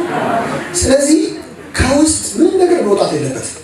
አዳምና ሔዋን ራቁታቸውን ነበሩ፣ አይተፋፈሩም ነበር። እስቲ በሉ ራቁታቸውን ነበሩ፣ ምን አይሉ? ራቁታቸው ማለት ምንም የሚደባበቁት ነገር አይተፋፈሩም። ደግሞ ማትነግረው የለም። ወደ ውጭ መውጣት የለበትም። አክቦ መቆለፍ ነው። ከውስጥ ነው ሁሉ ነገር መሆን ያለበት። ስለ ጓደኝነቶቻቸው ስለ ጮኝነታቸው ለሌላው ሰው በሚያወሩት ወሬ ሰውየው ወደውም ጥሩ ሆኖ መጥፎ ሆኖ ይሆን ብዙ ነገር አስተያየት በሚሰጠው ይበላሽ። ለምሳሌ 2 ጮኛሞች ይጣላሉ። ሲጣሉ እሱም ለጓደኞቹ እሷም ለጓደኞቿ ሄደው የተበሳጩበትን ነገር ዝርግፍ አድርገው ይናገራሉ። እየሰማችሁ? ከዛ በኋላ ተጣልቶ አልቀሩ፣ መልሰው ይታረቃሉ። ሲታረቁ እነዛ ሁሉ ጓደኞች መጥተው ይታረቃሉ። ስለዚህ እነሱ ይታረቁ፣ እነሱ አይተውት አንቺ ተመልሰሽ እዛው ነሽ አትንገሪኝ፣ እኔን ኃጢአት ውስጥ አትክተሽኝ ይላል ጓደኛው። አንድ ሁለተኛ ለወደፊቱ ቢሆን ሌላም ጸብ ሲፈጠር ያው ባለፈው እንዲያርጓል ነበር እያለ ቶት ፓተሩን እየተከተለ አንቺ ጋር ያለው ፍቅር የሚሰጠው ይቅር ባይነት እሱ ጋር የለም። ለምን? የእሱ ትዳር አይደለም ማለት እሱ ለምን ይቅር ይላል? እዚህ ውስጥ ገብቶ ለአንተ ተቆርቆሮ ለአንቺ ተቆርቆሮ ነው አስተያየት የሚሰጠው ያዘው። እየሰማችሁ ነው? ቤተሰብማ ሲሆን በጣም ዘወረስት ነው። እሱ ጋብቻ ላይ በደንብ እናየዋለን። ቤተሰብ ሲሆን ፕሮቴክሽን ስለሆነ ልጅ አትነካብኝ አይነካብኝ ስለሆነ ምንም ነገር ሲነገረው በጣም ጥላቻ ይመጣል። ከዛ በኋላ ባልና ሚስት ሰላም ሲሆን ቤተሰብ አይሆንም፣ ያስታውሳል። ያ ነገር ይላል በጣም አስቸጋሪ ነው። ስለዚህ ከውስጥ ወደ ውጪ ምንም ነገር አለማውጣት፣ የውጭውን ግን በደንብ ማስገባት ያስፈልጋል። ለእሷ ለብቻዋ ለእሱ ለብቻው የሚነገራቸው ሚስጥር ሊሰባብራቸው ይችላል፣ ሊያለያያቸው ይችላል። አትንገሪው ግን እንዲህ ነው ተብሎ ከተነገረ መንገር አለበት። እየሰማችሁ ለምን መሰላችሁ የሚጠቅመው? በኋላ ሌላ ሰው መጥቶ ለእሱ አይናገርም። ለምን በነገራት ሄዳ ለእሱ ምን ትሏለህ ብሎ ይተዋል። ይሄ በመሰረቱ እንኳን ለእጮኝነት ከዚሁ ህይወት ውጭም ላለ ሰው በጣም ይጠቅማል። ሐሜት ለምሳሌ ሰው መጥቶ ይነገራል አይነግረንም? ባህላችን ነው አይደል? ይሄማ ማይካል እኔ ለማማት ብዬ አይደለም፣ እንድትጠላው እንድትቀየም ብዬ አይደለም፣ እንደው ነገሩን ነው ብሎ ነገረን። የነገረንን ሰው የነገረንን ነገር ከነ አድራሻው ከነጋሪው ለዛኛው ሰው ሄደን ብንናገር ያ ሰው ድጋሚ መጥቶ እኛ ጋር ያማል። አንተ ትነግረዋለህ እኔ ነገረው ብዬ ነገር ያለው አንደኛ ይወላችሁ ሰው የነገረለኛም ብሎ ቢሆን አሁን ይሄን ስለ እንዴ ለሱ ብዬ ነገርኩት ሌሎ ለማጋለጥ አለ አይደለም። ሰው የሚገርማችሁ እውነት እንኳን ቢናገር ትንሽ የሚጨምረው ነገር አለ የለም አለ የለም። ሲያስታርቅ እንኳን ችግር ይፈጥራል። አስታርቅ እመቤታችንን የዓርብ ውዳሴ ማርያም ላይ ማምንት ይላታል። ታማኝ ማርያም ድንግል ንጽሕት ወላዲተ አምላክ ማምንት ታማኝ ነች እመቤታችን።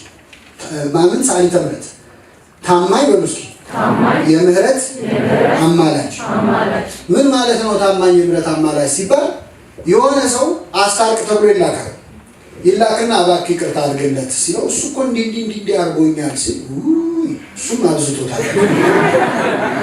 አንተ ይህን ተሸክመ ነው እስከዛሬ ቢሆንም ይቅርታ አድርግለት። ታማኝ ነው ይሄ ሰውዬ አይደል? ኃጢአትህን ይቅር በለው ስትል ስለ ኃጢአት ብታውቅም አይ እሱም ለነገሩ አብዝቶታል ትላለች እመቤታችን። ታማኝ ናት። ለሁላችን ታማኝ ለድንግል። ስለዚህ ሰው ታማኝ ስለማይሆን ማጠርና ምስጢርን መጠበቅ እጮኝነትን ያቆየዋል። ሊቋረጥ ይችላል። አዎ ይችላል። ፊርሰ ኪዳን ወጥ ተስፋ ዘይቀድም ማውስቦ መተጫጨት ማለት መጋባት ነው አይደለም። ዝም ብሎ ማፍረስ፣ የሰው ልብ ማቁሰል፣ ጊዜ ወስዶ ኢሞሽናል ኢንቨስትመንት ብዙ አስወጥቶ ዞር በይ ማለት ተገቢ አይደለም። ግን በማንኛውም ጊዜ ሊፈርስ ይችላል። ጥያቄ ከተጠየቁት ውስጥ አንዱ ይሄ ነው። ሊፈርስ ይችላል። መማማል ምናምን አይፈቀድም። ቤተክርስቲያን አንድና ወንድንና አንዲት ሴትን የምታማምለው ቤተ መቅደስ ውስጥ ብቻ ነው። የዮሐንስን በር ይዘን ሳር ይዘን እንደዚህ ለጥሰን ብሎ ነገር ሰው የሚማማለው የት ብቻ ነው? ቤተ መቅደስ ውስጥ ብቻ ነው። ከዛ ውጪ ቀድሞ ማምለል እንደዚህና ሌላው ሪቹዋል አይፈቀድም። በነገራችን ስርዓት ማለት ምንም አይነት ፕሮሚሰሪ የለም ከቤተክርስቲያን ውጭ። የሰማነውን በልቡናችን ያሳድርብን። ሳምንት ስለ ሰርግ እንማራለን።